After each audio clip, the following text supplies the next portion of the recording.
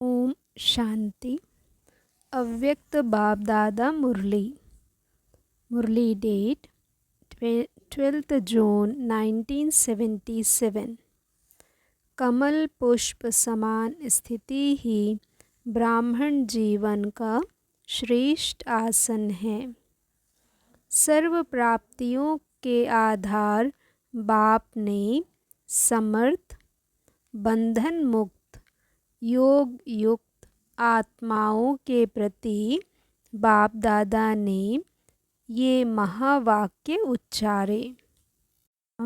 ब्राह्मण जीवन का श्रेष्ठ आसन कमल पुष्प समान स्थिति में स्थित रहते हो। ब्राह्मणों का आसन सदा साथ रहता है, तो आप सभी ब्राह्मण भी सदा आसन पर विराजमान रहते हो। कमल पुष्प समान स्थिति अर्थात सदा हर कर्म इंद्रियों द्वारा कर्म करते हुए भी इंद्रियों के आकर्षण से न्यारे और प्यारे। सिर्फ स्मृति में न्यारा और प्यारा नहीं, लेकिन हर सेकंड का सर्व कर्म न्यारे और प्यारे स्थिति में हो। इसी का यादगार आप सबके गायन में अब तक भी भक्त हर कर्म इंद्रियों के प्रति महिमा में नयन कमल, मुख कमल, हस्त कमल कहकर गायन करते हैं। तो यह किस समय की स्थिति का आसन है? इस ब्राह्मण जीवन का। अपने आप से पूछो, हर कर्म इंद्रियां कमल समान बनी हैं, नयन कमल बने हैं, हस्त कमल बने हैं। कमल अर्थात कर्म करते हुए भी विकारी बंधनों से मुक्त। देह को देख भी रहे हैं, लेकिन देखते हुए भी नयन कमल वाले देह के आकर्षण के बंधन में नहीं आएंगे। जैसे कमल जल में रहते हुए जल से न्यारा अर्थात जल के आकर्षण के बंधन से न्यारा, अनेक भिन्न भिन्न संबंधों से न्यारा रहता है। कमल के संबंध भी बहुत होते हैं, अकेला नहीं होता है। प्रवृत्ति मार्ग की निशानी का सूचक है। ऐसे ब्राह्मण अर्थात कमल पुष्प समान बनने वाली आत्माएं प्रवृत्ति में रहते, चाहे लौकिक चाहे अलौकिक, साथ साथ किचड़े अर्थात तमोगुणी पतित वातावरण रहते हुए भी न्यारे। जो गुण रचना में है, तो मास्टर रचता में वही गुण है। सदा इस आसन पर स्थित रहते हो व कभी कभी स्थित होते हो। सदा अपने इस आसन को धारण करने वाले ही सर्व बंधन मुक्त और सदा योग युक्त बन सकते हैं। अपने आप को देखो, 5 विकार, 5 प्रकृति के तत्वों के बंधन से कितने परसेंट में मुक्त हुए हैं। लिप्त आत्मा हूँ व मुक्त आत्मा हूँ। आप सबने बाप दादा से वायदा किया है कि सबको छोड़कर आपके ही बनेंगे। जो कहेंगे, जैसे कराएंगे, जैसे चलाएंगे, वैसे चलेंगे। वायदा निभा रहे हो? सारे दिन में कितना समय वायदा निभाते हो और कितना समय वायदा भूलते हो? गीत रोज गाते हो, मेरा तो एक शिव बाबा दूसरा ना कोई। ऐसी स्थिति है। दूसरा कोई संबंध, स्नेह, सहयोग व प्राप्ति, व्यक्ति व वैभव द्वारा बाप से किनारा करने वाला रहा है? है कोई व्यक्ति व वस्तु जो बंधन मुक्त आत्मा को अपने आकर्षण के बंधन में बांधने वाली? जब दूसरा कोई नहीं तो निरंतर बंधन मुक्त और योग युक्त आत्मा का अनुभव करते हो व कहते हो दूसरा कोई नहीं परंतु है। कोई है वह सब समाप्त हो गए हैं। अगर है तो गीत क्यों गाते हो? बाप दादा को खुश करने के लिए गाते हो व कहकर अपनी स्थिति बनाने के लिए गाते हो? ब्राह्मण जीवन की विशेषता जानते हो? ब्राह्मण अर्थात सोचना, बोलना, करना सब एक हो, अंतर ना हो। तो ब्राह्मण जीवन की विशेषता कब धारण करेंगे? अभी व अंत में। कई ऐसे भी बच्चे हैं जो स्वयं के पुरुषार्थ के बजाय समय पर छोड़ देते हैं। समय आने पर आत्माएं स्वयं कमज़ोर होने कारण समय पर रखते हैं। आप लोगों के पास भी जब म्यूज़ियम व प्रदर्शनी देखने आते हैं तो क्या कहते हैं? समय मिलेगा तो आएंगे, अभी हमको समय नहीं है। यह अज्ञानियों के बोल हैं, क्योंकि समय के ज्ञान से अज्ञानी हैं। लेकिन आपको तो ज्ञान है कि कौन सा समय चल रहा है। इस वर्तमान समय को कौन सा समय कहते हैं? कल्याणकारी युग अथवा समय कहते हो ना। सारे कल्प की कमाई का समय कहते हो। श्रेष्ठ कर्म रूपी बीज बोने का समय कहते हो। 5000 वर्ष के संस्कारों का रिकॉर्ड भरने का समय कहते हो। विश्व कल्याण, विश्व परिवर्तन का समय कहते हो।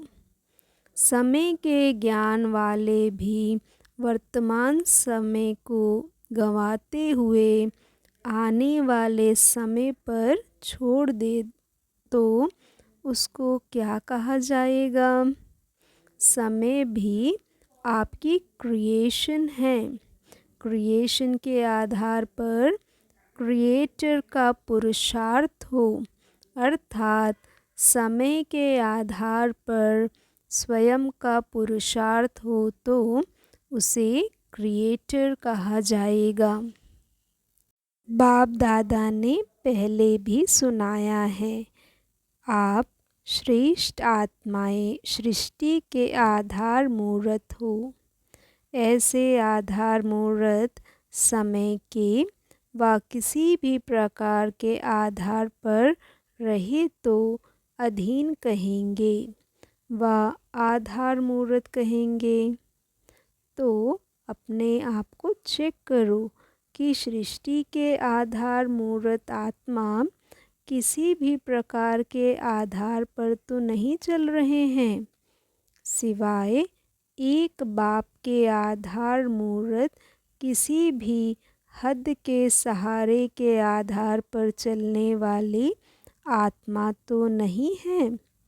वायदा तो यही किया है, मेरा तो एक ही सहारा है। लेकिन प्रैक्टिकल क्या है? एक सहारे का प्रैक्टिकल प्रमाण क्या अनुभव होगा? सदा एक अविनाशी सहारा लेते इस कलयुगी पतित दुनिया से किनारा किया हुआ अनुभव करेंगे। ऐसी आत्मा की जीवन नैया कलयुगी दुनिया का किनारा छोड़ चली। सदा स्वयं को कलयुगी पतित विकारी आकर्षण से किनारा किया हुआ अर्थात परे महसूस करेंगे। कोई भी कलयुगी आकर्षण उसको खींच नहीं सकते। जैसे साइंस के द्वारा धरती के आकर्षण से परे हो जाते, स्पेस में चले जाते अर्थात दूर चले जाते। अगर किसी भी प्रकार की आकर्षण, चाहे देह के संबंध की, वह देह के पदार्थ की आकर्षित करती है। इससे सिद्ध है कोई न कोई के सहारे का प्रत्यक्ष प्रमाण विनाशी अल्पकाल का सहारा होने के कारण प्राप्ति भी अल्पकाल की होती है अर्थात विनाशी, थोड़े समय के लिए होती है। जैसे कई कहते हैं थोड़ा अनुभव होता है, याद रहती है, शक्ति मिलती है। शक्ति स्वरूप का अनुभव होता है लेकिन सदा नहीं रहता। उसका कारण अवश्य एक सहारे के बजाय कोई न कोई हद के सहारे का आधार लिया हुआ है। आधार भी हिलता है और स्वयं भी हिलता है अर्थात हलचल में आते हैं। तो अपने आधार को चेक करो। चेक करना आता है? चेक करने के लिए दिव्य अर्थात समर्थ बुद्धि चाहिए। अगर नहीं तो बुद्धिवान आत्माओं के सहयोग से अपनी चेकिंग करो। बाप दादा ने हर ब्राह्मण आत्मा को जन्म होते ही दिव्य समर्थ बुद्धि और दिव्य नेत्र ब्राह्मण जन्म का वरदान रूप में दिया है। व यूँ कहो कि ब्राह्मण के बर्थडे जन्मदिन की गिफ्ट बाप द्वारा हर एक को प्राप्त है। क्या अपने जन्म के गिफ्ट को संभालना आता है? अगर सदैव इस गिफ्ट को यथार्थ रीति से यूज़ करो तो सदा कमल पुष्प समान रहो अर्थात सदा कमल पुष्प समान स्थिति के आसन पर स्थित रहो। समझा क्या चेकिंग करनी है? सर्व कर्म इंद्रियां कहाँ तक कमल बनी हैं। ऐसे कमल समान बनने वाले सदा आकर्षण से परे अर्थात सदा हर्षित रहेंगे। सदा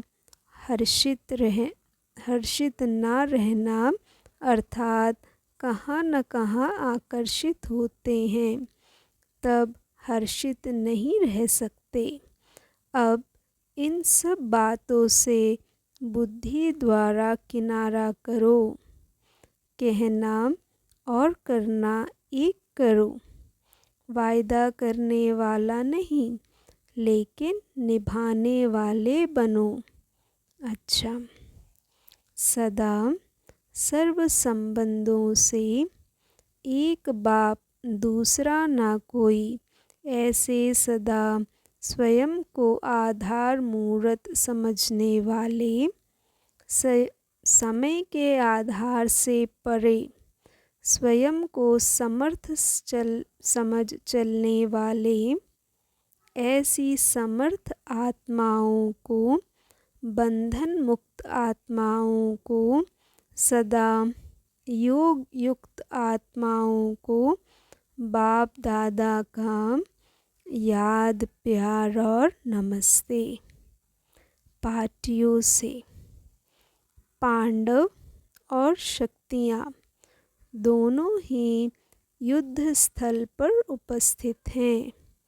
युद्ध करते हुए, विजय प्राप्त करते हुए आगे बढ़ते चल रहे हो, तो विजयी आत्माओं को सदा विजय की खुशी होगी। विजय वालों को दुख की लहर नहीं होगी। दुख होता है हार में। विजयी रत्न सदा खुश अर्थात हर्षित रहते हैं। स्वप्न में भी दुख का दृश्य न आए, अर्थात दुख के अनुभव की महसूसता न आए। स्वप्न में भी तो दुख होता है।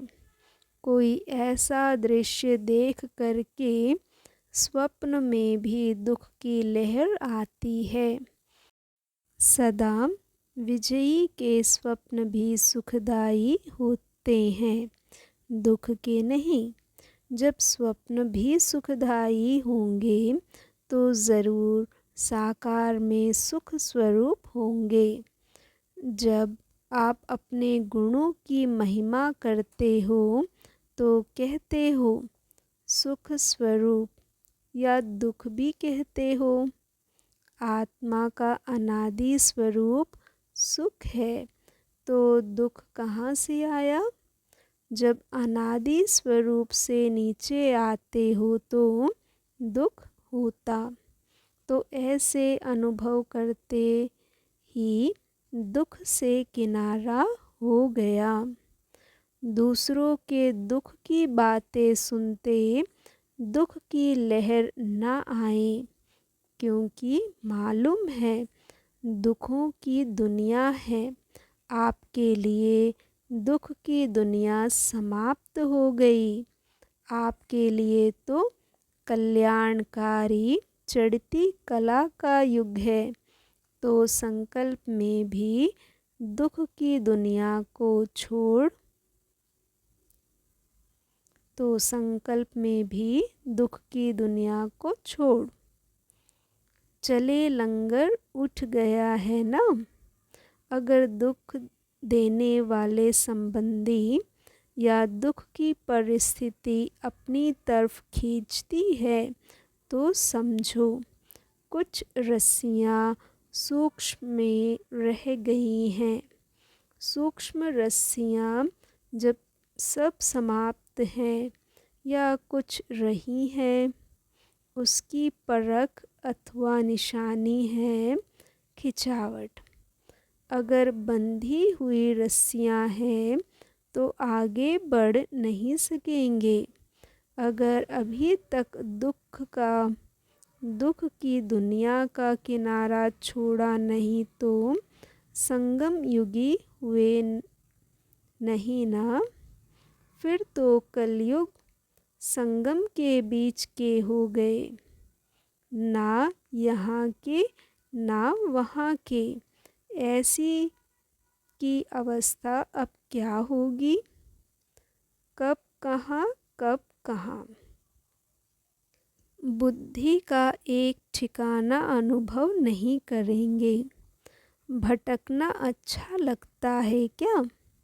जब अच्छा नहीं लगता तो खत्म करो। सदा अपने सुख स्वरूप में स्थित रहो। बोलो तो भी सुख के बोल, सोचो तो भी सुख की बातें, देखो तो भी सुख स्वरूप आत्मा को देखो। शरीर को देखेंगे तो शरीर तो है ही अंतिम विकारी तत्वों का बना हुआ, इसलिए सुख स्वरूप आत्मा को देखो। ऐसे अभ्यास चाहिए जैसे सतयुगी देवताओं को दुख शब्द का पता भी नहीं होगा। अगर उनसे पूछा तो कहेंगे दुख कुछ होता भी है क्या? तो वह संस्कार यहाँ ही भरने हैं। ऐसे संस्कार बनाओ जो दुख शब्द का ज्ञान भी ना हो। प्राप्ति के आधार पर मेहनत कुछ भी नहीं करनी है। सजा के संस्कार बन जाएं। उसके लिए अगर एक जन्म के कुछ वर्ष मेहनत भी करनी पड़े तो क्या बड़ी बात है। 5000 वर्ष के संस्कार बनाने के लिए थोड़े समय की मेहनत है। विघ्न आता है उसमें कोई नुकसान नहीं, क्योंकि आता है विदाई लेने के लिए। लेकिन अगर रुक जाता है तो नुकसान है। आए और चला जाए। विघ्न को मेहमान बना कर बिठाओ नहीं।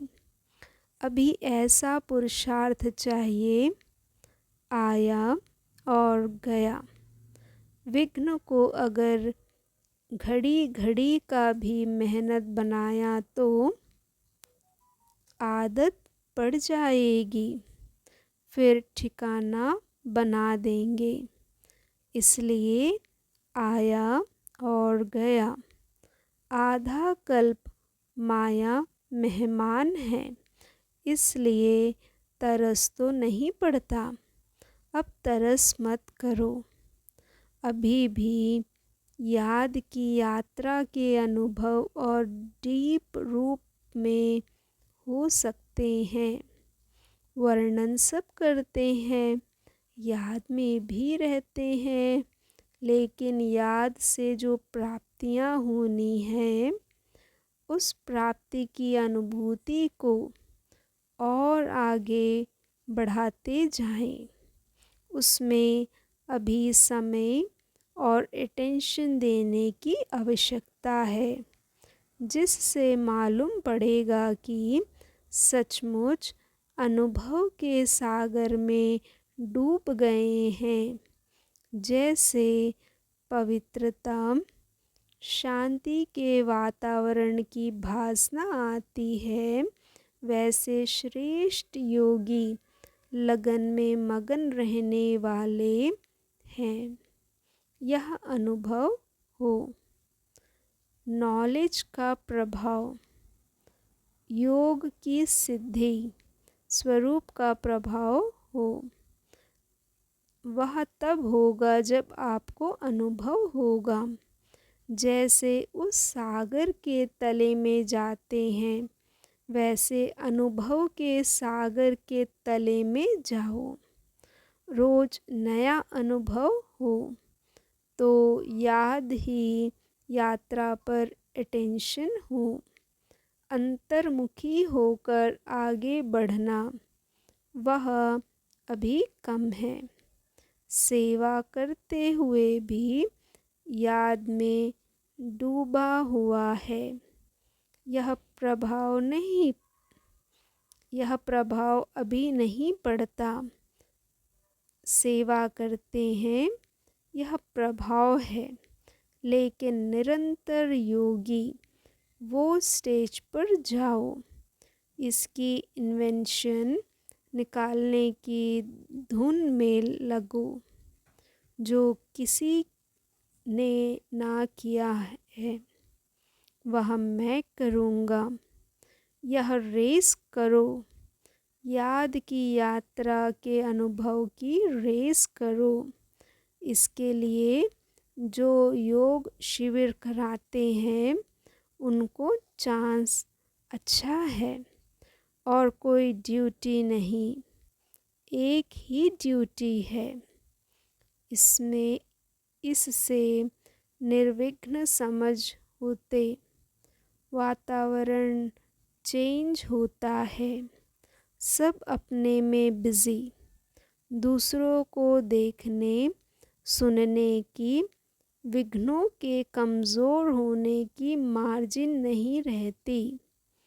ऐसा प्लान बनाओ जो हर एक अपने में डूबा हुआ हो, चाहे साकार चीज़ों का नशा हो चाहे प्राप्ति का, उसमें ही लवलीन रहो। वातावरण में मत जाओ, जो लहर फैले अच्छा। ओम शांति। थैंक यू बाबा, थैंक यू।